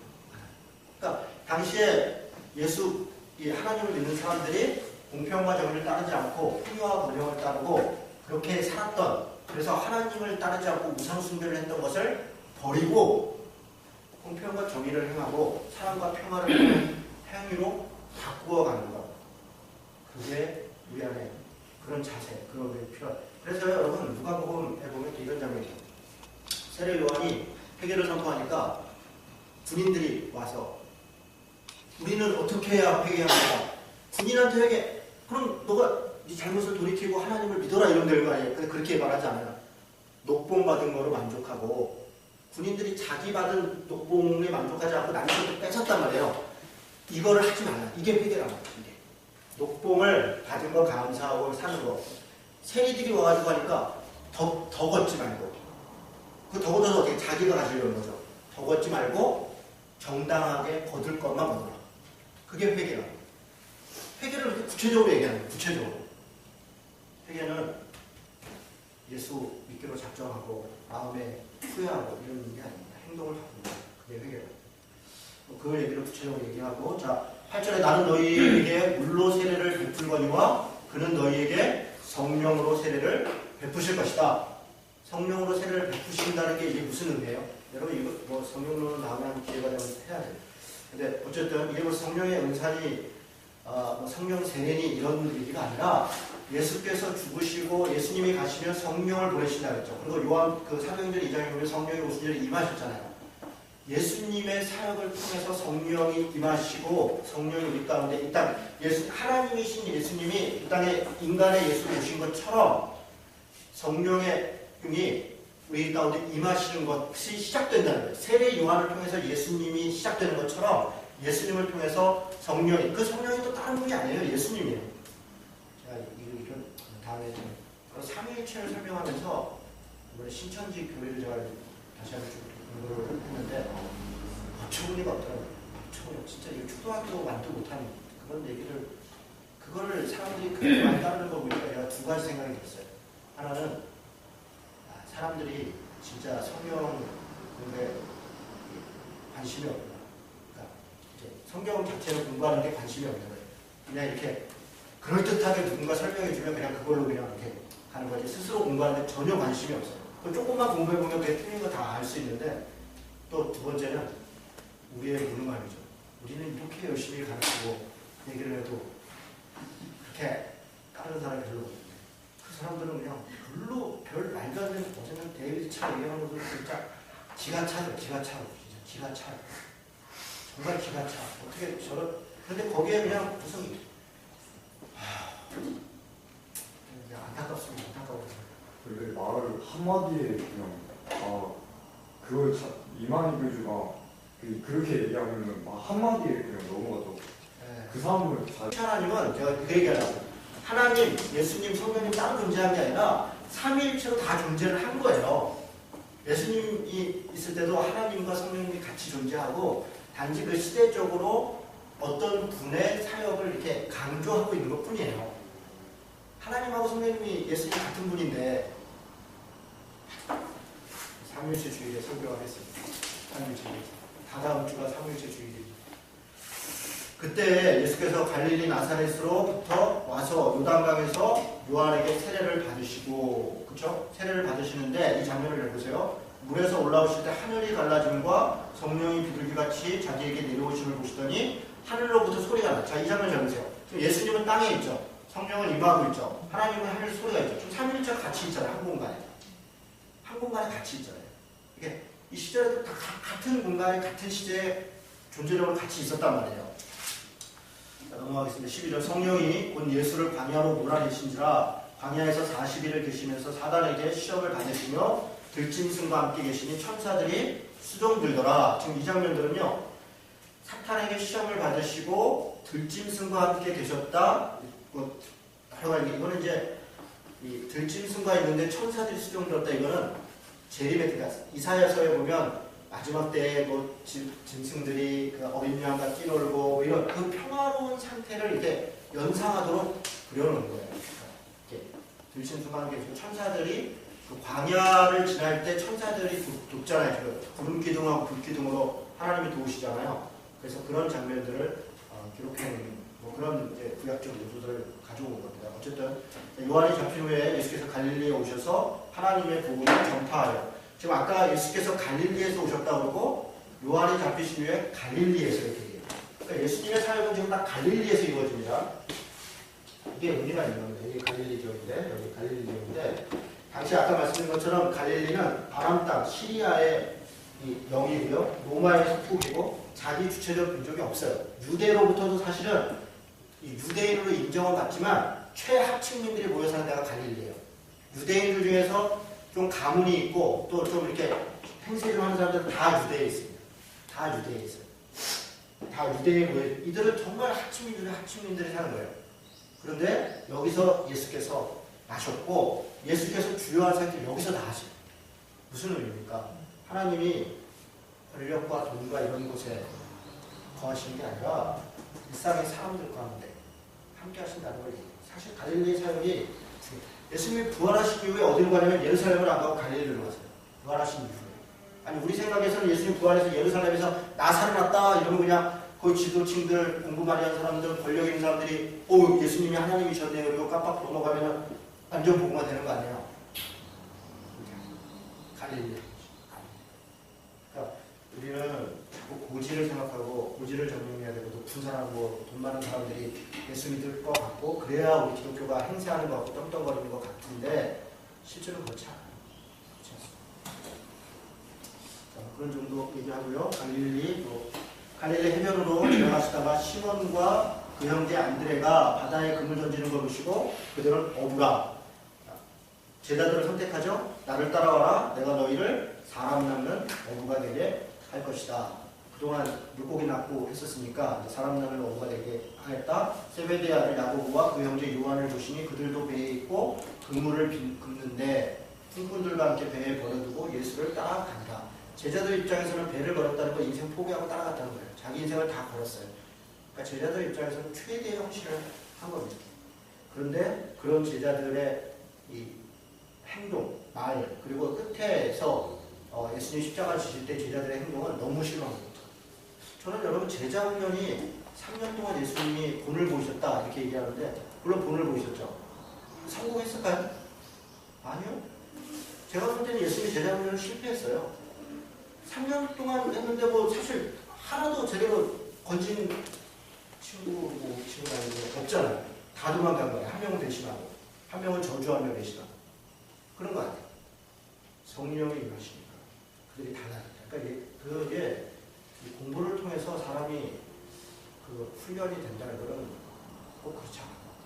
그런 지점들도 우리가 정말 잘 생각을 해봐야 돼요.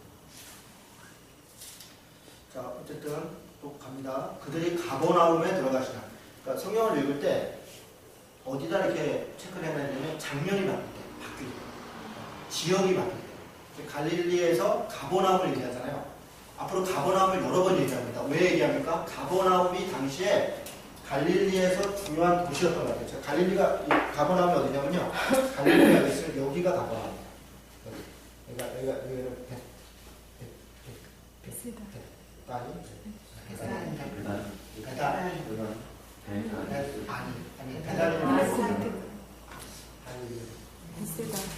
그거 보니까 예. 백박에 베세다. 이름이 비슷비슷해서 베세다. 여기는 가보나 이런 거죠. 어쨌든 이런 데도 여기 가보나움인데 당시 갈릴리에서 가장 번성한 도시라고 하기는 좀 그렇고 우리가 얘기하면 읍내나 면 정도 되는 건데 그런 정도의 였던 거예요. 근데 여기에 베드로의 집이 있었던 것 같아요. 그래서 베드로의 집을 거점으로 예수님께서 돌아다녔어요. 그러니까 예수님은 나사렛 사람이거든요. 나사렛은 여기에요. 그러니까 갈릴리에서도 옆에 떨어져 있다고. 그러니까 여기서 이쪽으로 와서 지내면서 자기 집에서 왔다 갔다 하신 게 아니라 베드로의 집을 중심으로 왔다 갔다 했을 것 같아요. 그런 거 보면 베드로가 다 버리고 떠났다고 해도 뭐 친인척까지 다 버린 건 아니에요. 자기 집에 뭐 요즘 왔다 갔다 하면서 따라다니고 아마 제자들도 필요하면 집에도 왔다 갔다 하고 그랬을 것 같아요. 완전히 다 여기서 만나니까. 그래서 그렇게 너무 비약적으로 생각할 필요는 없을 것 같아요. 자, 앞에 가버나움에서 마침 그들이 회당에서 더러운 귀신 들린 사람이 있어 소리질러 이르되 나사렛 예수여 우리와 당신이 무슨 상관이 있나이까 우리를 멸하러 왔나이까 나는 당신의 누구인 줄 아노니 하나님의 거룩한 자니이다. 예수께서 꾸짖어 이르되 잠잠하고 그 사람에서 나와라. 귀신이 예수님을 바라보죠. 이 장면하고 제자들은 아무리 얘기해도 예수님이 누군지를 몰라요. 이게 참 아이러니. 귀신들도 알아보고 심지어는 누가 모르냐면 예수님이 병을 고쳐주고 뭐 이렇게 하고 있던 따라다녔던 사람들도 예수가 누군지 몰라요. 그냥 위대한 선지자, 대단한 사람 이렇게 얘기를 하지 그가 하나님의 아들 이렇게 고백하지 않아요. 나중에 베드로가 한 번 고백하는데 그것도 네가 한 게 아니라 하나님이 알게 하셨다 이런 정도. 그러니까 그런 얘기들이 계속 진행이 됩니다. 예수의 소문이 갈릴리 사방에 퍼지느냐 많은 사람이 시몬 장로, 시몬이 베드로입니다. 시몬이 베드로인데 시몬의 장로가 열병에 누워있고 그래서 그를 고쳐줘요. 그리고 귀신들이 자기를 알므로 말하는 것을 허락하지 않더라. 그리고 35절에 새벽까지 밝기 전에 예수께서 일어나서 한적한 곳으로 가서 기도하시고 그리고 38절에 다른 가까운 마을들로 가자. 거기서도 전도할 것이다. 이렇게 이야기를 했어요. 자, 이 안에 21절부터 38절 안에 예수님의 3대 사역이라고 하는 게 다 들어있어요. 뭐냐면 첫 번째로는 그가 가르치셨다. 그렇죠? 회당에서 가르치시고 주로 가르치시면서 하나님 나라를 가르치신 거예요. 가르치시고 그 다음에 두 번째는 귀신을 쫓아내고 귀신을 쫓아내고 세 번째는 병을 고치고 네 번째는 가까운 마을에서 복음을 전파하고 그래서 가르치고 전파하고 고치고 쫓아내고 원래 뭐 쫓아내고를 빼고는 3대 사역이래요. 티칭, 프리칭 이렇게 얘기를 하는데요. 쫓아내고까지. 그래서 예수님의 사역의 모습이 21절에서 38절에 딱 들어있어요. 예수님이 자, 그 다음에 40절부터 나병 환자를 고치시는데 44절에 보니까 아무에게도 말하지 말고 내 몸을 제사장에게 보여라. 내가 깨끗하게 되었으니 모세가 명한 것을 드려 그들에게 입증하라. 자, 이건 무슨 얘기입니까? 나병 환자. 나병 환자는 문둥병자가 아닙니다. 그러니까 일 수도 있고 아닐 수도 있는데 전염병자. 전염병자는 예루살렘에 살 수가 없어요. 그래서 그들을 쫓겨났어요. 예루살렘이라고 하는 도시에서. 쫓겨나가지고 그들이 그 병이 나면 어떻게 됐냐? 제사장한테 보여줘요. 그래서 병이 났다는 걸 확인하고 공동체를 들어왔어요. 그럼 레위기 때도 마찬가지예요. 예수님이 그걸 무시하지 않고 자기가 환자를 고치고 그리고 제사장한테 보여서 그것을 그 절차를 밟아라. 지금 그렇게 얘기하시는 거예요. 수일 후에 예수께서 다시 가버나움에 들어가셨어요. 중풍병자가 있었어요. 죽음에서 뚫고 내려왔어요. 그렇죠? 그러면서 예수님이 내 자리를 들고 일어나라 이렇게 얘기했더니 사람들이 참남하다. 어떻게 저가 죄를 그러니까 먼저는 이 제사함을 받았다 이렇게 얘기했더니 아니 하나님만이 죄를 사하는데 어떻게 죄사함을 받았다고 얘기하냐? 그랬더니 예수님이 뭐라고 얘기하십니까? 여기 구절에 보니까 중풍병자에게 내 죄사함을 받았느니라 하는 말과 일어나 내 상을 가지고 걸어가라는 말 중에 어느 것이 쉽겠느냐? 지금 예수님은 죄사함을 받아라 이렇게만 말하는 게 아니라 상 들고 나가라는 거예요. 당시에 바리새인 제사장들이 죄사함 받아라 이런 얘기는 누구나 할 수 있는 거예요. 상 들고 나가라 이것은 아무나 할 수 없는 거죠. 예수님이 지금 하나님 되심을 증명하는 이야기들을 하고 있습니다.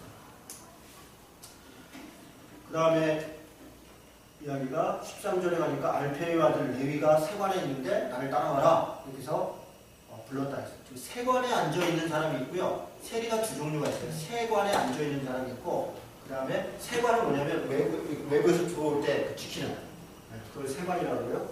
세리는 돌아다니면서 세금 걷는 사람도 있어요. 아마 레위는 세관에 앉아 있었던. 마태를 얘기하는데 세관에서 일을 한 걸 보니까 20살이 넘었을 거예요. 그러니까 당시에는 20살이 넘어야 일을 합니다. 성인식은 13살에 치러지지만 20살이 넘어야 실제 일을 해요. 그래서 장가 가는 것도 17살, 거의 한 20살 가까이. 그래서 그걸 보면 베드로하고 마태 정도만 20살이 넘은 것 같고요. 나머지는 20살이 안 넘었습니다. 17살, 16살. 지금 우리 나이로 하면 18, 이런 게 있겠죠. 17에서 18 정도? 그 정도 나이가 당시 제자들의 나이. 그리고 세리를 부르니까 어떻게 세리를 부를 수가 있냐? 그랬더니 예수님이 건강한 자에게는 의사가 쓸데없고 병든 자에게 쓸데가 있는가? 나는 의인을 부르러 온 거 아니고 죄인을 부르러 왔다. 이렇게 얘기합니다. 금식 논쟁이 일어납니다. 왜 제자들은 금식하지 않습니까? 여러분 당시 유대인들은 금식을 여러 번 했어요. 대속죄, 용키푸르라고 하는데 그날 당연히 금식했고요. 4월의 금식, 5월의 금식, 7월의 금식, 10월의 금식 기억나시죠? 그런 금식들을 했습니다. 그리고 당시 유대인들 일주일에 2번씩 금식했어요. 화요일하고 목요일, 월요일하고 목요일. 일주일에 2번씩 금식을 했어요. 금식을 통해서 자신의 경건함, 거룩함을 드러내기도 하고 기도를 하는 거예요. 그런데 예수님의 제자들은 금식하지 않았습니다. 왜 율법을 지키지 않느냐? 신랑과 함께 있는데 뭐로 금식하냐? 이러면서 세술은 세 부대에 넣어야 된다. 그 율법은 성경의 레위기가 지정하는 율법이 아니에요. 그 금식들은. 그건 다 자기들의 역사 속에서, 전통 속에서 만들어진 그런 금식들이에요. 그런데 그걸 가지고 신앙의 기준으로 삼았다고요. 너가 신앙의 종래 안 되는데 금식을 하니 어떠네 저떠네 이렇게 얘기를 했단 말이에요. 예수님은 세술은 세 부대에 남아야 된다. 그래서 그렇게 그리고 안식일 논쟁 진행이 되죠. 여기서 안식일 논쟁에서 26절에 보니까 아비아달 대제사장 때 하나님 전에 들어가서 제사장 외에는 먹어서는 안 되는 진설병을 먹었다 했는데 사무엘상 21장 1절에서 6절에 보면 이 사람이 아비아달이 아니라 아히멜렉입니다. 아히멜렉. 실제 제사장은 아히멜렉인데 왜 아비아달 대제사장이라고 했을까? 당시 아마 대제사장은 사독이랑 아비아달이 두 명이 대제사장이었습니다. 나머지 사람들은 제사장이었죠. 그래서 아마 아히멜렉 제사장의 일이지만 아비아달 대제사장 때의 일로 그렇게 기록한 게 아닌가 그렇게 그냥 생각을 합니다. 넘어가고요. 자, 27절에 보니까 안식일이 사람을 위하여 있는 것이요 사람이 안식일을 위하여 있는 것이 아니니 이러므로 인자는 안식일의 주인이다. 여러분 이게 정말 중요합니다. 안식일이 사람을 위해 있는 거예요. 우리말로 하면 지금 뭐라 그래요? 주일이 누구를 위해 있는 거죠? 사람을 위해 있는 거죠. 근데 주일이 사람을 위해 있는가? 그렇지 않죠. 주일이 사람을 위해 있지 않습니다. 교회 행사를 위해서 있어요. 진짜 우리 잘 생각해봐요. 그러니까 교회를 제가 가지 말고 주일을 지키지 말자 그런 얘기를 하는 게 아니에요. 그러니까 주일에 하고 있는 우리의 행동들이 무엇을 위해서 하고 있는가를 진짜 우리가 깊이 반성해봐야 돼요. 안식일 문제하고 똑같은 거 같아요. 인자는 안식일도 주일이니라. 자, 3장에 사람들이 예수를 고발하는데 안식일에 그가 사람을 고치는가 주시하고 있거늘 일부러 함정을 파죠. 예수님한테 함정을 팝니다. 예수께서 손 많은 사람에게 이르시되 한가운데 서라. 여러분 이게 참 특이한 장면인데요. 사람들이 와서 일부러 예수님을 함정에 팔려고 손 많은 사람을 불러다가 예수님 그것도 안식일에 데리고 왔어요. 그리고 뭘 하려고 그러는데 이 사람들이 얼마나 악독하냐면 안식일에 병을 고치면 일을 했다고 해서 예수님을 고발하려고 합니다. 그러면 예수님 입장에서는 이렇게 되잖아요. 안식일날 굳이 고칠 필요 없잖아요. 아니 뭐 굳이 내일 와라 이러면 되는 거 아니에요. 내일 고쳐주면 뭐가 안 돼요. 그 사람이 손 많은 사람이 하루 차이로 무슨 상관이 있어요. 그리고 사람들 여기 많으니까 나중에 저희 동부학 쓰고 하나 거기서 만나자 이렇게 해도 되잖아요. 네, 예수님 그렇게 하지 않아요.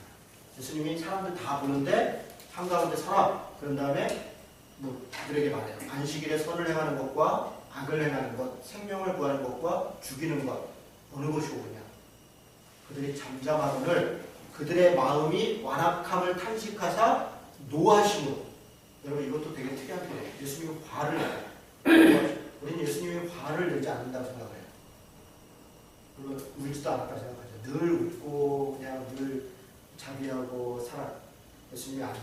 완악함을 탄식하사 노하심으로. 이거는 분노하시고 그들을 둘러보시고 그 사람에게 이르시되 내 손을 내밀어라 하고 그 손이 회복되더라. 바리새인들이 나가서 곧 헤롯 땅과 함께 어떻게 하여 예수를 죽일까 의논하니. 여러분 이게 안식일에 분명히 지금 예수님이 사람을 고쳤단 말이에요.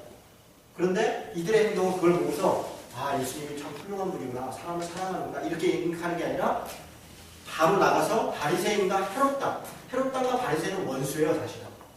사실은 원수. 우리 지난번에 각 정파이들이 봤었죠. 헤롯 땅은 헤롯 왕에게 충성하고 로마에 충성하는 사람들이고, 바리새인들은 경건주의자들로 율법주의자들로 회당해서 경건함을 지키면서 그들과 거리를 두고 살던 사람들이란 말이에요. 그런데 그들이 결탁해서 예수를 어떻게 죽일까 의논하죠. 예수께서 제자들과 함께 바다로 물러가시고 많은 무리가 그가 하신 큰 일을 듣고 나아오는데 11절에 보니까 더러운 귀신들도 어느 때인지 예수를 보면 그 앞에 엎드려 부르짖어 당신은 하나님의 아들이니이다 하니 예수께서 자기를 나타내지 말라고 많이 경고하리라.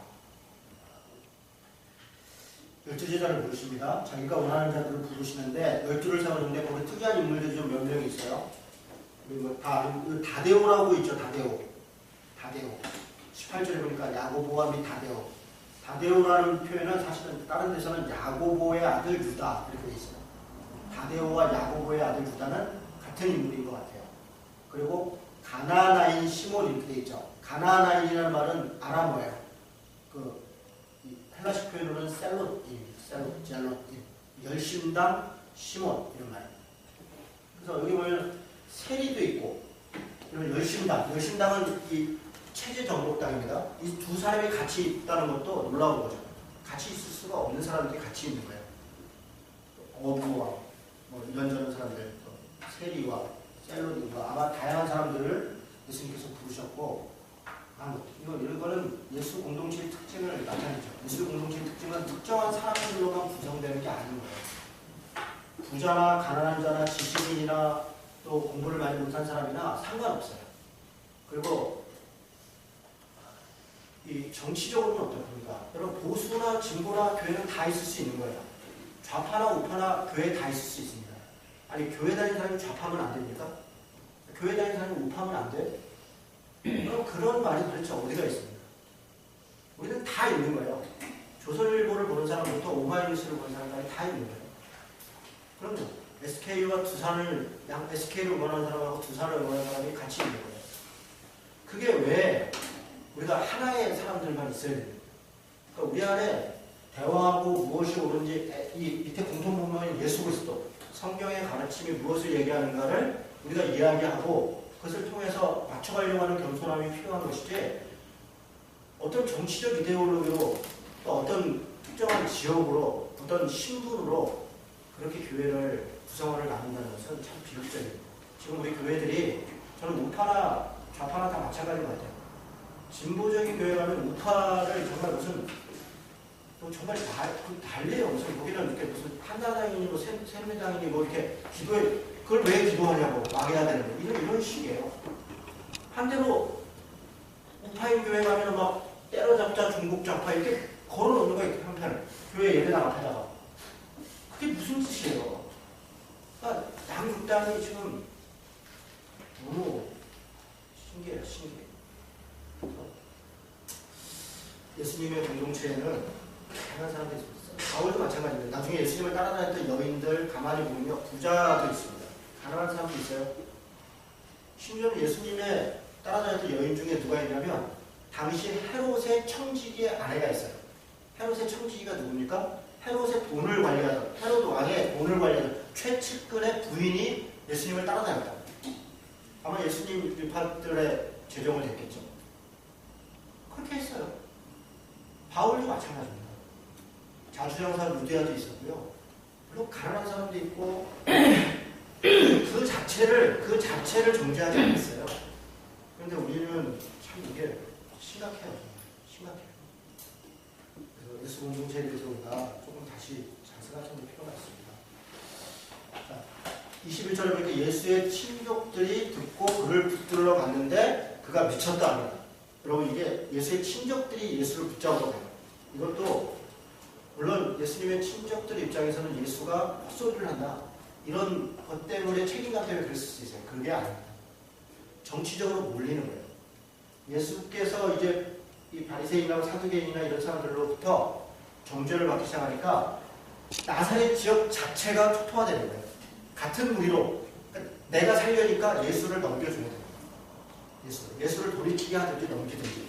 그래서 가족들이 쫓아다니면서 예수를 만나요. 그 행위는 예수를 적대하려고 하는 행위가 아니라 우리 아들을 살리려고 하는, 그 친족들이 살리려고, 그리고 자기도 살려고 하는 그런 상황이죠. 그런데 그랬던 예수님의 가족들이 나중에 다 달라져요. 예수님의 어머니 달라지죠. 예수님의 동생들, 야고보서와 유다는 유다서는 예수님의 동생 야고보와 예수님의 동생 유다가 쓴 책입니다. 나중에 그가 정말 누구인지를 알고 깨닫고 돌이키게 되죠. 35절 보니까 누구든지 하나님의 뜻대로 행하는 자가 내 형제고 자매요 어머니다. 이 장면들도 우리가 오해가 있어요. 왜냐하면 예수님이 가족을 등한시했다, 모른 척했다, 그렇지 않습니다. 예수님이 이렇게 얘기하면 이건 이 말씀 그대로 맞아요. 하나님 뜻대로 행하는 자가 가족이에요. 그것은 하나님 나라를 얘기하는 것이에요. 그러나 그렇다고 해서 예수님이 자기의 가족들을 등한시하지 않습니다. 나중에 보면 어머니를 마지막에 십자가에서 가상 실험도 7가지 말씀을 하실 때 십자가상에서 7가지 말을 하잖아요. 그 중에 한마디가 내 어머니다. 요한한테 예수님의 어머니를 맡기는 거예요. 인간적인 거죠. 인간적으로 최선을 다하는 거죠. 그것이 예수님의 가르침이죠. 그러니까 내 가족에게 물론 최선을 다하고 그리고 우리가 하나님 안에서 한 공동체들 그들이 궁극적으로 하나님 나라 안에서 가족이다라는 것을 가르치는 거죠. 사장에 4가지 땅에 뿌려진 씨앗이 있습니다. 4가지 씨앗 비유를 얘기하고 예수님이 설명을 하시죠. 11절에 보니까 하나님 나라의 비유를 너희에게 주었는데 외인에게는 비유로 이야기한다. 13절에 보니까 뿌리는 자가 있는데 말씀을 뿌리는 거다. 그러니까 뿌리는 거는 말씀이라고 얘기해요. 길가에 뿌렸다는 것은 사탄이 즉시 와서 뿌려진 걸 가져갔다. 길가에 있는 거를. 그러니까 새가 와서 신천지가 진짜 황당한데요. 이 비유풀이가 이런 식이에요. 잘 보세요. 길가에 이 얘기는 진짜 정말 얼마나 이게 유치한지. 길가에 씨앗은 하나님의 말씀이에요. 그래서 뭐 여기저기 보면서 말씀이라고 얘기해요. 새가 와서 이제 쪼아갔다. 그러니까 새는 마귀예요. 그렇죠? 새는 마귀예요. 그러니까 얘는 말씀이고 얘는 마귀니까 어떻게 해석하냐면 32절 보세요. 32절에 겨자씨가 자라서 풀보다 커지고 큰 가지를 내면 공중에 새들이 와서 깃든다 이렇게 있죠. 그랬더니 이 새는 마귀라고 해석을 해요. 공중의 새는 마귀예요. 그래서 겨자씨는 기성교회인데 기성교회가 커져서 거기에 마귀들이 들끓어 있다. 이렇게 해석하는 거예요. 이게 신천지 해석이에요. 초등학생 같은 이런 해석을 여러분 내가 이렇게 얘기하니까 그 말도 안 되는데 그걸 믿나? 그걸 믿어요. 여러 말씀 단계를 거쳐서 오면 원숭이 엉덩이는 빨개서부터 시작해서 이렇게 쭉 오면 바나나는 빨갛구나 이렇게 돼요. 이게 참 어처구니 없네요. 제가 이런 말씀 생각이 나서 이런 식이에요. 그러니까 이거 어떻게 해야 될지. 돌밭을 뿌렸다는 것은 어떻게 합니까? 말씀을 즉시 받으나 나중에 뿌리가 깊지 않아서. 이건 무슨 얘기냐면요. 잘 보세요. 산이 이렇게 있어요. 돌이 이렇게 섞여 있는 밭이라는 게 아니고 이 바닥에 누가복음에 잘 이렇게 돌판이 이렇게 있는 거예요. 돌판이. 누가복음에 이 장면에 얘기 나와 있는데, 자, 뿌리가 씨앗이 내려가다가 막혀요. 그러니까 뿌리가 먼저 내리고 그 다음에 위로 가고 그 다음에 열매가 나면서요. 내려가서 막히니까 위로 급히 곧 올라가요. 곧. 그러니까 이게 때가 돼서 올라야 되는데 밑으로 내려가다가 안 되니까 위로 곧 올라가요. 올라와서 열매를 맺는데 햇빛이 쬐는 거예요. 이건 시련이죠. 햇빛이 쬐니까 금방 말라버리더라고요. 왜 말랐어요? 뿌리가 약하니까. 겉으로 볼 때는 풍성해 보였는데 뿌리가 약하니까 말랐더라. 여러분 이게 중요해요. 우리가 신앙생활하는 것도 마찬가지. 뿌리를 깊게 내려야 돼요. 이 뿌리가 말씀이에요. 이 말씀. 말씀으로 정말 내가 믿는 바가 무엇이고 내가 따르는 바가 무엇인지 깊이 이렇게 내리지 않으면 이 세상 가운데 이렇게 올라갔을 때 시련이 오고 고난이 오고 그러니까 금방 말라버리잖아요. 교회도 마찬가지입니다. 교회가 우리 교회가 좀 걱정이에요. 지금 우리 교회가 뿌리가 깊이 내려가지 않는데 지금 겉에 보기 좀 그럴듯해 보여요. 시련이 오면 제가 볼 때는 이거 금방 나가요. 시련이 별게 아니에요. 그리고 외부적으로도 내부적으로도 어려운 일들이 생기면 이게 금방 사라지는 거예요. 뿌리가 깊이 내려야 돼요. 또 뿌리가. 교회도 다 이게 때가 있어요. 깊이 뿌리가 내려야 되고 사람도 마찬가지죠. 그런 것이죠. 가시떨기, 염려와 재물과 유혹과 욕심이 들어와서 이게 자라다 보니까 뭐가 있으니까 염려, 근심, 재리 이런 것들을 포기하더라고요. 좋은 땅, 뿌려서 잘 내놨더라. 자, 하나님 나라에 대해서 지금 이야기를 하면서 이런 비유를 하는데 28절에 보니까 26절에 보니까 또 이르시되 하나님 나라는 사람이 씨를 땅에 뿌린 것 같은데 저는 28절이 되게 중요하게 보여요.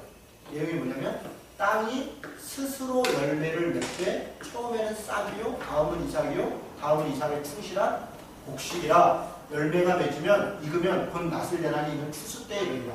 자, 땅에 열매가 떨어졌어요. 이 열매가 자라는데 어떻게 자랐다 그래요 지금?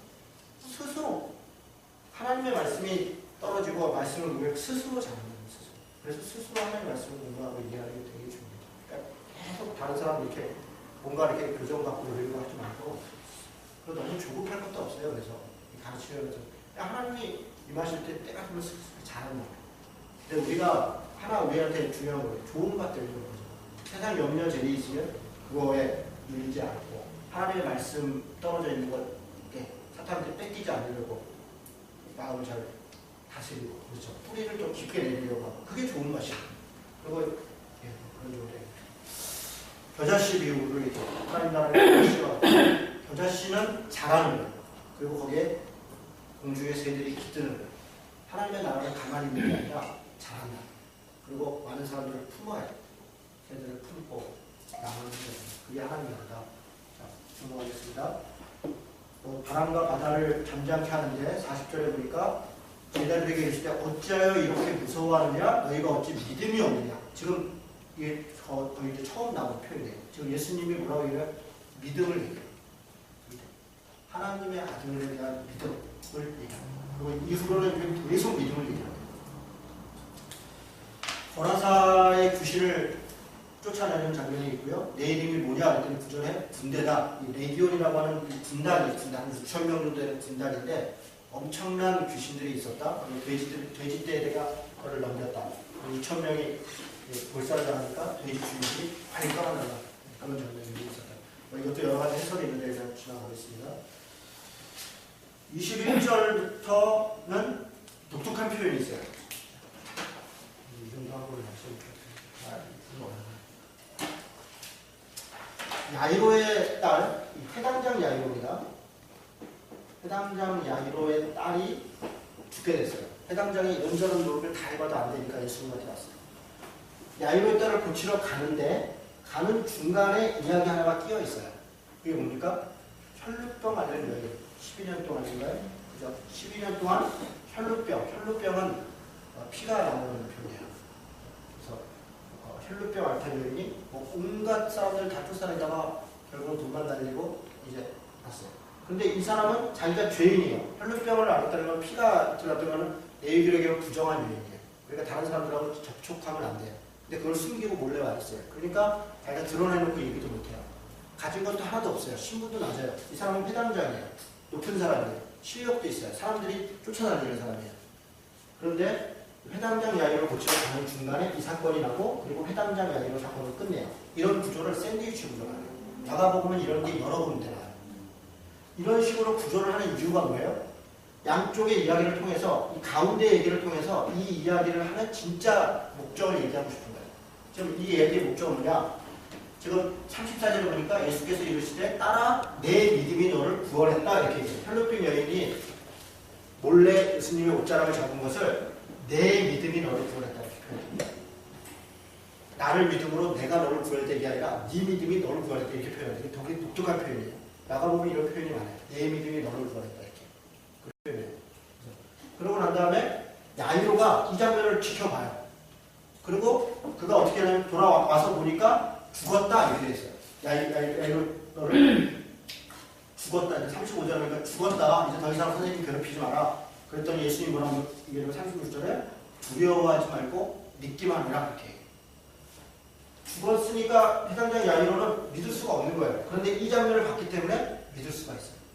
그래서 이 장면을 통해서 믿음으로 구원받는다는 것을 보여주고 싶은 게 이 내용의 전체적인 구조예요. 됐죠? 이해가 되시죠? 네, 이런 구조로 내용을 더 명료하게 합니다. 6장 고향에서 배척받으시죠. 아까 그 얘기가 있어요. 6절에 보니까 그들이 믿지 않음을 이상히 여기더라. 예수님은 거기서도 이런저런 것들을 권능도 행하고 하는데 5절에 보니까 거기서는 아무 권능도 행할 수 없어 다만 소수의 병자에게 안수하여 고치실 뿐이다.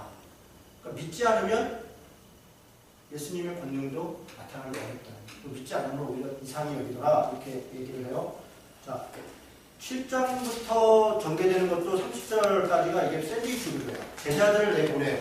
그리고 나서 뭔가 이렇게 가서 이렇게 복음을 전하라고 하고 그들이 돌아와서 보고하는 사이에 어떤 이야기가 있냐면 제자들을 내보내고 그 사이에 세례 요한이 죽은 얘기가 있어요. 그리고 제자들이 와서 보고를 해요. 그리고 사실 그 이후에 오병이어로 이어져요. 이게 의도가 있는 구조예요. 어떤 구조냐면 제자들이 권능을 받고 나가서 이런저런 기적을 행하는데 이렇게 기적을 행하는 제자들이 있고 와서 복음을 전하는데 뭐 있는 사람도 있고 어쩌고저쩌고 합니다. 한데 가장 그때 당시에 믿음이 좋은 능력이 있다고 생각하는 세례 요한이 허무하게 죽어버려요. 무슨 얘기입니까? 진짜 제자들은 거기에 있는 전하는 이 능력에 있는 게 아니라 세례 요한처럼 죽음을 감수하는. 여기 왜 죽었는지 자세히 기록해요. 왜 죽었냐면 헤롯 안디바, 여기 헤롯이라고 되어 있는데 그 위에 윗지방에 분봉에 헤롯 안디바를 얘기해요. 헤롯 안디바가 자기 동생 빌립의 부인이었던 헤로디아를 빌립을 죽여요. 빌립 1세를 죽이고 그 부인을 자기 부인 데리고 와요. 아무도 말이 없어요. 왕이 그 세례 요한이 그것을 드러내놓고 지적해요. 어떻게 드러내놓고 지적을 안 했으면 세례 요한이 죽어요? 안 죽어요. 세례 요한이 광야에서 복음을 전했기 때문에 죽은 게 아니에요. 사람들이 세례를 받아 죽은 게 아니라 그 부정한 것을 지적한 것 때문에 헤롯이 세례 요한을 죽여요. 나중에 감옥에 갇혔다가 헤로디아가 죽이려고 그러니까 사실 헤롯은 세례 요한을 선지자로 알고 숨기려고 감옥에 넣잖아요.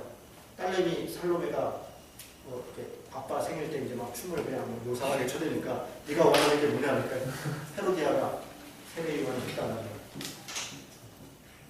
이 얘기를 하는 거예요. 진짜 제자는 나가서 권능을 해가 그 권능이 공표가 전능을 하는 거예요.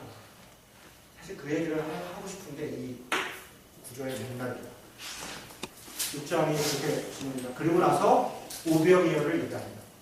34절에 보니까 예수께서 나아가 큰 무리를 보시고